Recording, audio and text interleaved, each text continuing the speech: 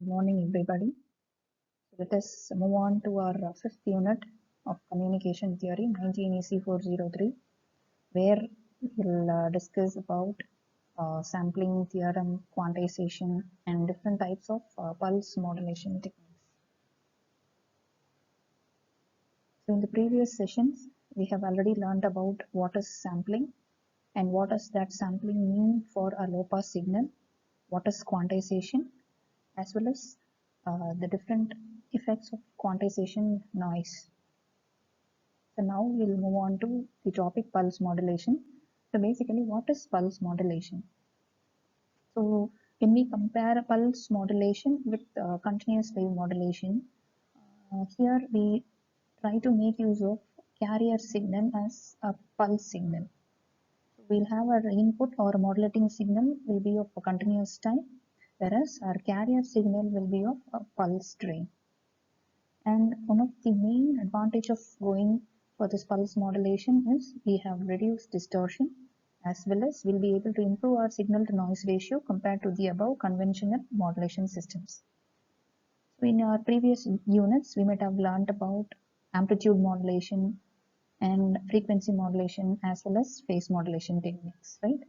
So now let us move on to pulse modulation. So where we have different types. Let me just move further to the tree diagram. Yes. So this tree diagram shows the different types of modulations actually. So our first half of our unit under communication theory might have focused about continuous wave modulation, where we discussed about what is amplitude modulation, how do we generate it, and what are the different types of angle modulation, where we learned about frequency modulation as well as phase modulation. And now we'll be focusing more on pulse modulation techniques, where we are here to discuss about analog pulse modulation as well as digital pulse modulation. So under analog pulse modulation, we'll look after pulse amplitude modulation, pulse width modulation, as well as pulse position modulation. And under digital modulation, we'll look into the generation of pulse code modulation and few of its applications.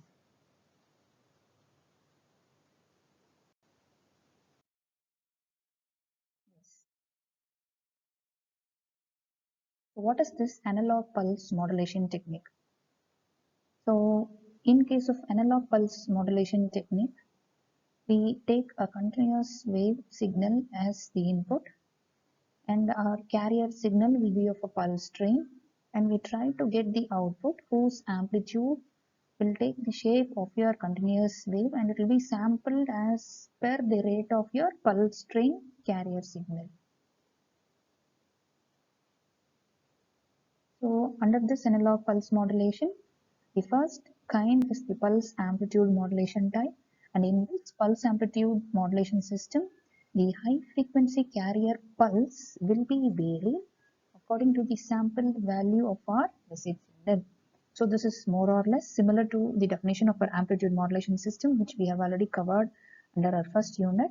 But the main difference is that here we go for a carrier signal which is of a pulse train. Okay. And then comes the definition for pulse width modulation, where the width of the carrier pulses will be varied in accordance with the sampled values of the message signal or the modulating signal.